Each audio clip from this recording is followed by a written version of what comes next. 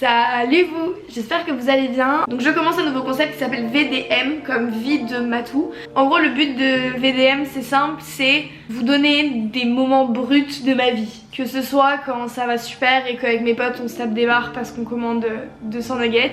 Ou alors quand je fais un énorme craquage mental et que ça va pas du tout. En gros quand j'ai commencé cette chaîne il y a maintenant 2 mois, ce que j'ai vraiment apprécié c'est que j'allume ma caméra à des moments un peu random. Et je sais qu'il y a certaines personnes qui kiffent et je kiffe faire ça, genre je trouve ça hyper naturel et hyper... c'est sans filtre tu vois, et ça me ressemble aussi quand même un peu, sans faire la meuf. Et du coup je kiffe en fait ce truc de quand ça va je vous le dis, quand ça va pas je vous le dis. J'avais plein de moments que j'avais envie de vous partager, exactement comme font certains youtubeurs, hein. C'est pas moi qui ai créé ce concept en soi, mais voilà c'est des trucs que j'ai envie de partager avec vous, donc j'espère que ça va vous plaire.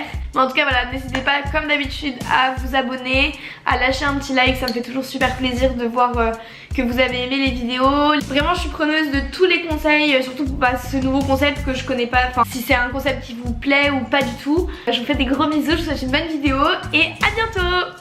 Bisous. Quand je grandis, je me meurs. Maman m'a dit c'est pas ton heure, trouve le bonheur. Tu sais que c'est pour ça que la dernière fois j'ai trop mal fini parce que la caméra était sur mon crâne avec le truc. Il y a un monteur. Ouais, t'essayes un peu de se trouver des excuses quand même. Tu filmes juste. Mais on voit ta gueule dans le vlog, juste c'est mal filmé. Non, je te jure, Je suis pas une rageuse. Je filme ce moment. C'est pratique, tu vois, donc hop, je mets mon pouce là, rotule, tendon. Tuto hein. Et hop, on emboîte. Et là, hop, comme neuf. Double utilisation des rotules, bébé. Faut expliquer aux abonnés, on a commandé 240 nuggets. Alors qu'on est neuf. Voilà. À consommer avec modération. Ah, limonade. Oh, je l'ai trop chargé. Il y a trop de citron. Ah, les sacs de nuggets. Kenneth, il a des sacs. Hein. Ouais. Oh my god. On fait une table entière. Le coco et on démarre. Mais wesh. Mais le coco et on démarre. Regarde, il y a de la sauce. On a des boissons. Non, il y a du Lucas. Mais le coco et on démarre. Eh. Se sont mariés jeunes, mais reste avec le soin. Bon appétit hein. Non mais la montagne. De travailler ce côté plus personnalité, voilà, un petit caritas, gestion du temps, c'est participer aux skills, pas négliger. Alors en entretien, les meilleurs entretiens du côté recruteur, en général, on a cette règle de l'eau à son moulin et il faut qu'il ait les bons en entretien. Si en entretien, Bon, je vais vous expliquer un peu ce qui se passe dans ma vie quand même parce que ça fait longtemps. Ça fait maintenant 2 semaines qu'on a repris les cours, là c'est la 3e semaine. Pour ceux qui ne le savent pas, parce que je l'ai jamais dit, je suis en école de commerce. Je suis en dernière année d'école de commerce. Je finis officiellement, si tout se passe bien, mes études en décembre et après donc je cherche un stage de fin d'études pour janvier. J'ai eu un gros coup de mou la semaine dernière parce que donc notre école a organisé une espèce d'activité sur 3 jours où il s'agissait en fait de rencontrer des coachs en orientation, aussi d'avoir des conférences sur les stages qu'on peut faire. Et c'est vrai que moi en fait ça m'a mis une énorme claque niveau stress. C'est vrai que c'est quelque chose aussi qui nous responsabilise très vite. Donc je sais que bientôt ça sera hyper bénéfique pour moi et que je serais hyper contente d'avoir traversé cette période. Mais donc c'est vrai que sur le coup, c'est pas hyper fun à vivre.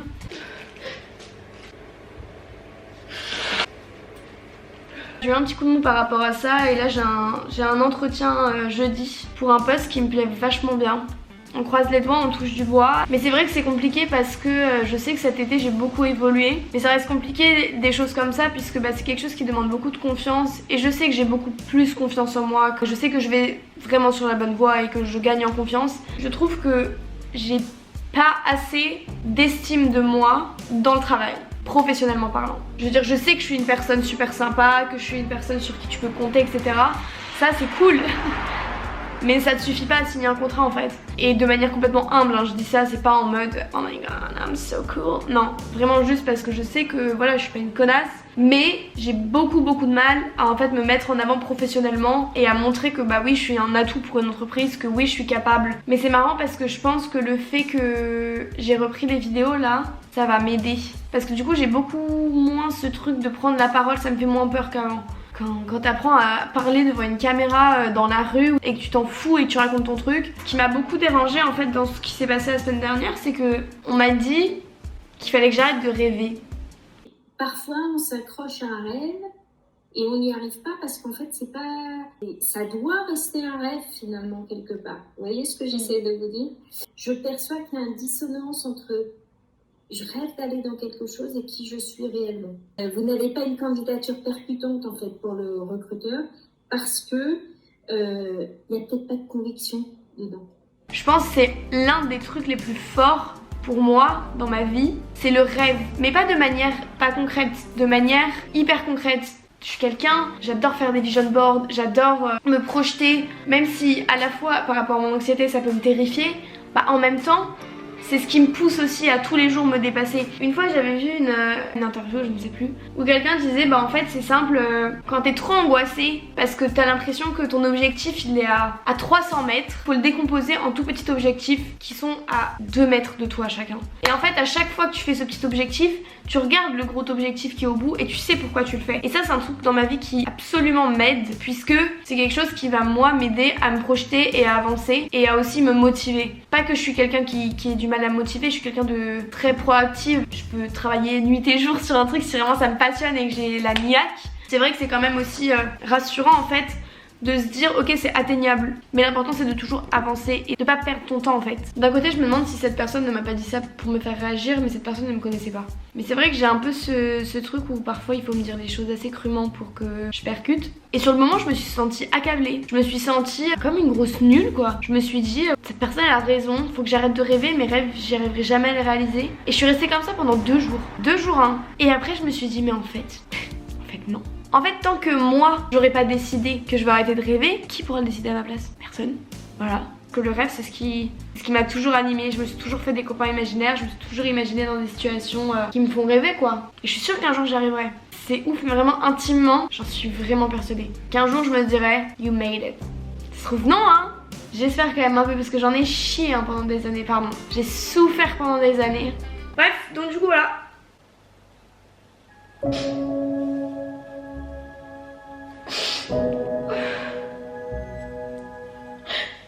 Oh putain Matou, tu fais chier. Oh c'est trop la honte. Je me dis que ça se trouve il y a des gens qui pensent comme moi et que je me sentirai comprise. Parce que là je suis en train de réaliser qu'en fait je vais partir de où j'ai habité pendant 4 ans. Et c'est le seul endroit où je me sens vraiment chez moi. Et quand je suis arrivée ici, et quand j'ai commencé à construire quelque chose ici, j'étais pas du tout en contact avec les mêmes personnes, que ce soit par rapport à ma famille, que ce soit amoureusement parlant, même si soit ça c'est la vie et tout, mais même les amitiés. En fait, aucun de mon entourage n'est le même que maintenant. Et ça me rend triste. En fait, je sais pas si c'est de la nostalgie ou de la tristesse. J'avais déjà tellement souffert. J'ai l'impression qu'inconsciemment, j'ai aussi énormément souffert ici. Et je me rends pas compte que c'est bientôt fini. J'ai l'impression de pas avoir assez profité ou d'avoir gâché ça d'une certaine manière. Alors que non, je suis désolée d'avoir une voix aussi aiguë, je sais pas pourquoi. Je sais pas pourquoi. Je suis pas en rupture. Regardez ma gueule, frère. Quelqu'un m'appelle. C'est Juliette. Mais genre, je suis en PLS. Ouais, genre, il y a trop de trucs dans ma tête qui se mélangent. Meuf, t'étais là et tu t'es battue, frère. Tous les gens que j'ai rencontrés, tous les gens que tu m'as présentés, ils sont incroyables et ils t'aiment tellement. Mais ça, c'est pas pour rien. C'est pas pour rien, c'est pour tout ce que t'as accompli et pour la personne dingue que t'es aujourd'hui. Et moi, je les ai vus, ces gens, t'aimaient plus que tout, genre. T'as fait des trucs de fou, frère, t'es là, t'as des notes de dingue, t'as eu des stages incroyables, meuf, t'en as chié. Et frère, moi, je sais pas comment j'aurais réagi à ta place. Tu t'es fait putain d'harceler comme ça, après ce qu'on a vécu il y a longtemps, on sait ce que c'est que le harcèlement. Et t'es là, tu fais du sport, tu bosses, enfin... Meuf, c'est un truc de dingue tout ce que tu fais. Tu soutiens tes potes, tu te bats pour toutes les causes auxquelles tu crois tous les jours. Tu vis à 2000 à l'heure et c'est sublime tout ce que tu fais. Et on te suit depuis des années et on voit tout ça. Et tu vas le voir et si t'as besoin qu'on te le répète tous les jours, on te le répétera tous les jours. Tu sais que t'es grave comme personne, on te l'a déjà dit. Arrête, c'est toi, je suis pas qu'un grave parce que je pourrais pas dire tout ça si c'était pas la vérité, si c'était pas tout ce que t'avais accompli. C'est que de la vérité, regarde, tu peux même pas me contredire. Et meuf, les vlogs, t'as repris les vlogs? Ouais. Non, Romane, elle m'en a parlé l'autre jour, elle m'a dit que c'était super, qu'elle aimait trop, que tu lui apportais grave de la bonne humeur quand elle voyait que tu sortais une nouvelle vidéo. C'était grave une joie de vivre, que tu transmettais des trucs intéressants. Et après ce que t'as vécu, d'y retourner, et de recontinuer, de kiffer. Il faudra que t'en parles sur ta chaîne. Ouais. Rien que le sport, se remettre au sport après ce que t'as vécu, enfin, ça promet plein de vidéos hyper intéressantes. Je t'aime trop, tu sais. Mais moi aussi, je t'aime de tout mon cœur. Salut vous! Aujourd'hui, on vous emmène avec nous à Lille. On va chercher des Sony Angels pour mettre sur notre coque de téléphone. On est des meufs très influençables, d'accord? Je vais vous présenter Eléa et Mélie. Le monsieur qui est là, c'est Théo. La personne qui ne s'est pas filmée dans mon vlog avec Juliette. C'est parti!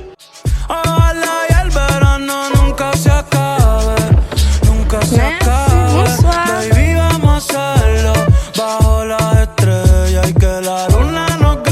Sympa la lumière. T'as mis du blanche.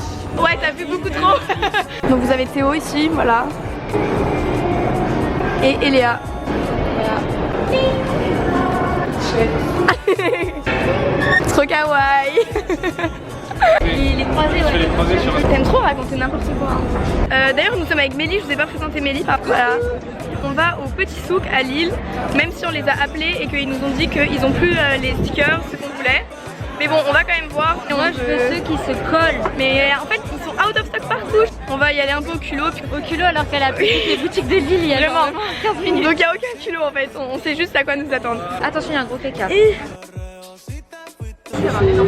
J'essaie de comprendre un petit peu comment ça se passe. C'était un boxer. Alors du coup on a fait le Petit Souk le premier. Ça n'a pas du tout été concluant parce que déjà ils n'avaient pas de stickers. Donc moi ça m'allait pas. Et en plus de ça ils avaient que les petites figurines. Ils avaient que 3 collections. Animal série 4, 3 et les Vegetables. Du coup un peu déçu. Il y a du monde parce que c'est le match de rugby. Je suis trop nulle comme blogueuse moi.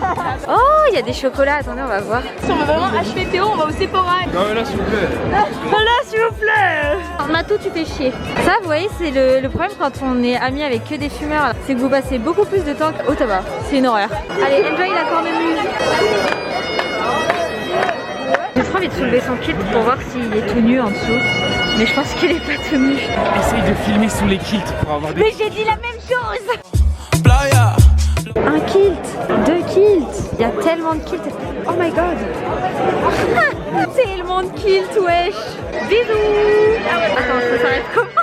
J'espère que je continuerai à faire ça. Ça se trouve, il y aura un épisode et c'est tout. Grave aussi pour ma personne. Dime qué va a pasar, dime ya, tú eres una player, te gusta jugar, pide lo que sea y se te va a dar.